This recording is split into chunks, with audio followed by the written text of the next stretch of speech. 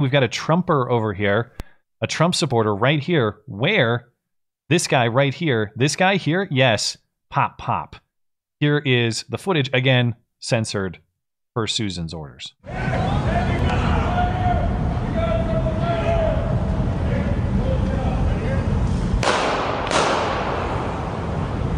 So yeah, again, just the 2 gunshots, but I don't, maybe there was a third somewhere else. I don't know. And he got separated from his group. And to be clear, like I'm not talking about how this is justified or his fault in any, I'm not saying this is his fault. I'm just talking about how we should conduct ourselves, because Boogaloo's here. This is it. This is a total flashpoint. This Kyle Rittenhouse thing is a flashpoint. Well, both. I mean, you are seeing armed factions clashing with each other in the middle of American cities. And I don't see any sign that this is going away. So, yeah, I mean, it's not, but we have to think about what we as upstanding citizens need to do and how to best protect ourselves and our families. And I think that the most important thing that you can do right now is to get out of American cities. I agree. Get out of American cities. I agree that, you know, well, it's easy for me to say as someone who's sitting in a city that is vastly safer than these places.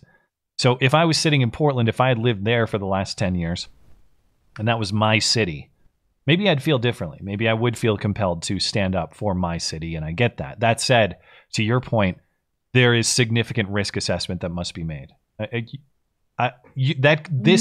As far as I understand, this could be anybody of a generally advertised conservative perspective.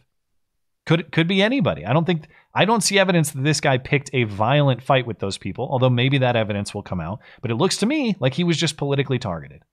He was politically targeted. Yeah. I mean, we're looking at 2 different stories, like what happens when you defend yourself with Kyle, and then what happens when you're unable to, and then you're killed. Both these people are screwed.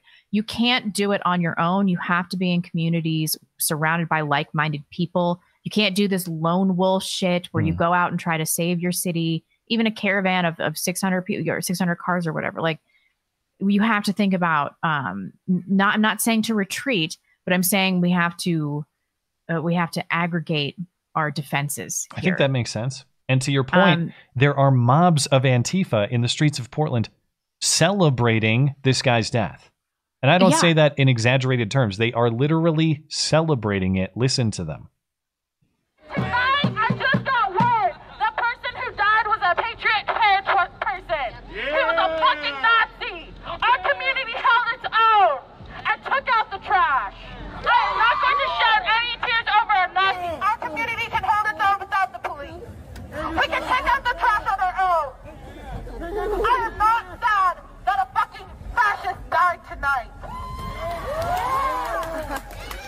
Yeah, woo. They're cheering taking out the trash. The only question is what happens when they decide you're the trash. I know.